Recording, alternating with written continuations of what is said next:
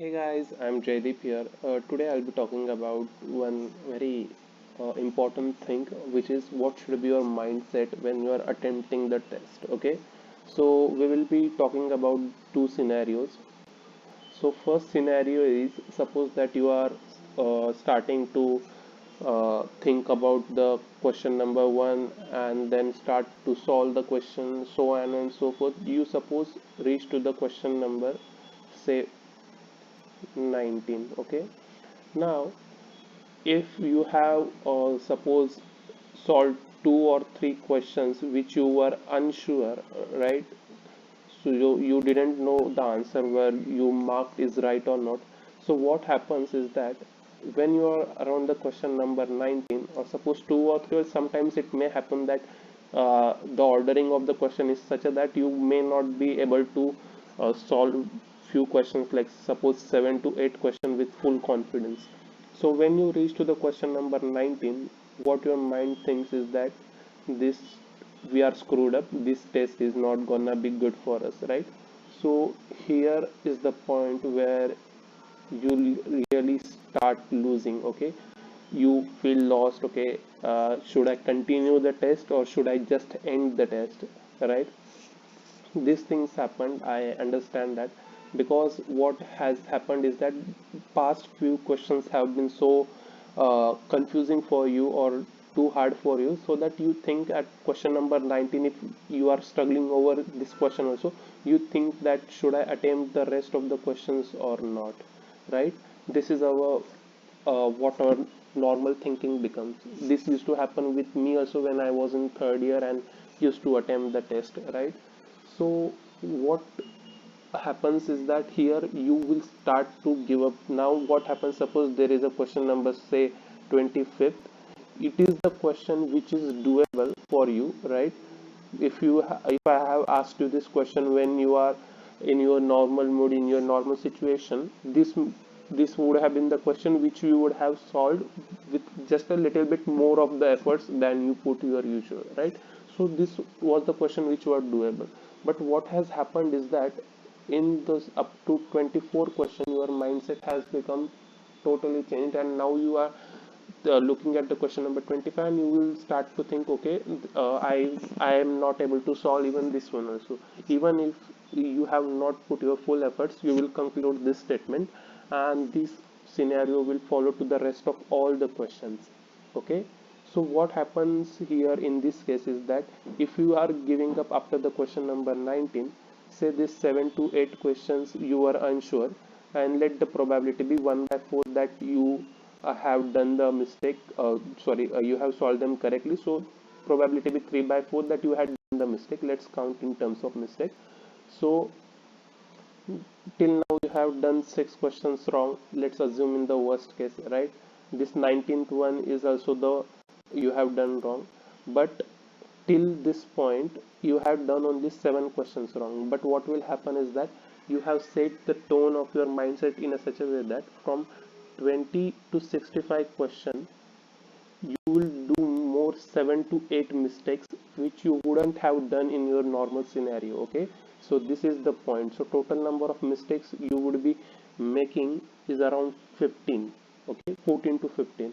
And if you have faced those 7 to 8 questions at the end, the mistake you would have done are like uh, the 19th one which you didn't wasn't able to solve, and the 6 questions which we did mistake, you would have done only 7 mistakes.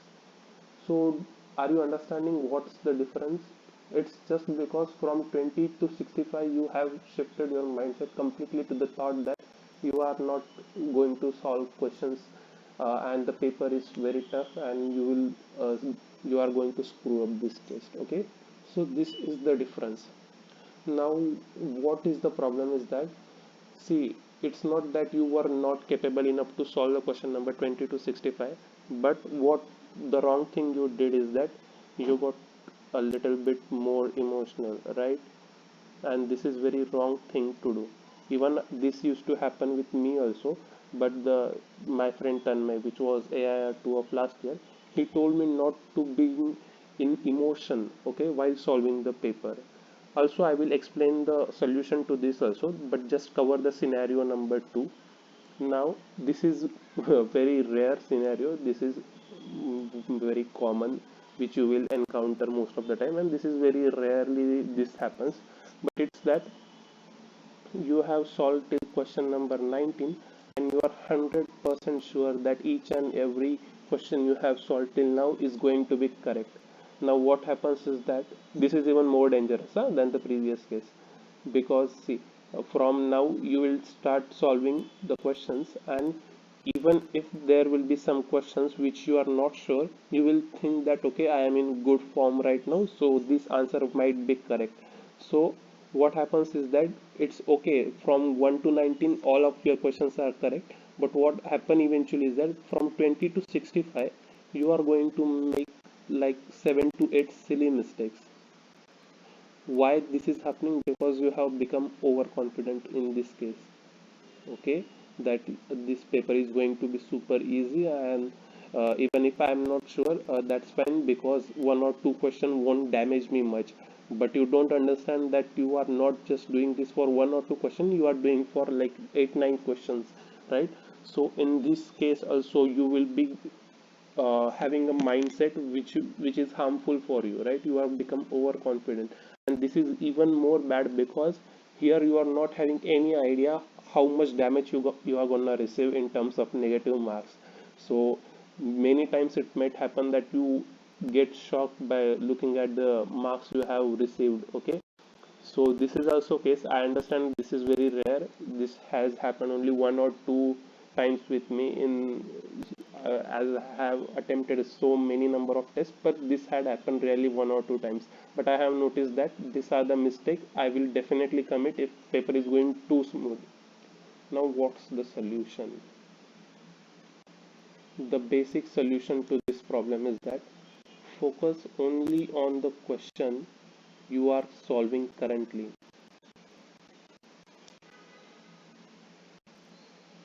Okay, this is the best strategy, I would say.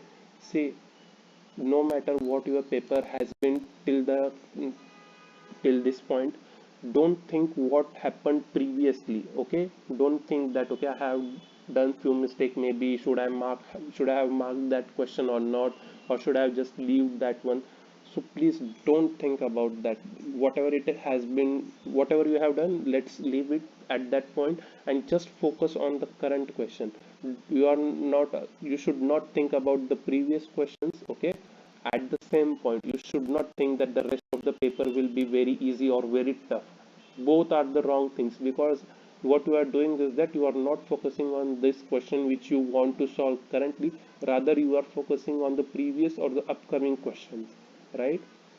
So please, I request you, whenever you are trying to solve a question, totally focus on that question only. Please don't worry much about what mistake you have done in the previous question or how the paper is gonna be in the upcoming few questions, right? See, in 2021 what was the scenario? First time all the questions were random. Okay, no, there was no such a thing as 1 marks followed by 2 marks. No, it was gone. I had, and that was been done in the final test itself, so no, none of the candidates were prepared for it, right? Also, this was the first thing. There was MSQ. No one has ever faced the MSQ in last 20 years, right? So this was also very new thing. Third, the gate paper of some other branches, electrical, I guess, they had no numerical questions. So it was been rumored that there are going to be no numerical questions, but gate CS had a pretty good number of numerical questions also. So what happened in this scenario, right? This, if you are practicing this strategy, you will be ended up in benefit at this point, because many of the peoples will be either confused what to do or will get panicked. But if you are just focusing on the question which you are solving currently, you will be in much better state. What I had done is that in that window there are like, this is where your questions appear, and here is the numbering what you have solved till now and what you haven't. I just click on this icon so that it all got sided up, and the only thing which I were able to see was the purely my question, right? So this strategy helped a lot because I didn't think about, okay, what was the answer of that correlation question, I didn't attempted it, or the matrix on which I had written, is it correct or not. So this is the main thing. Please don't at all think about the questions which you had attempted previously or you are going to attempt, right? So try to implement this thing. I understand it's hard, and it's not that I had completely able to implement this by myself.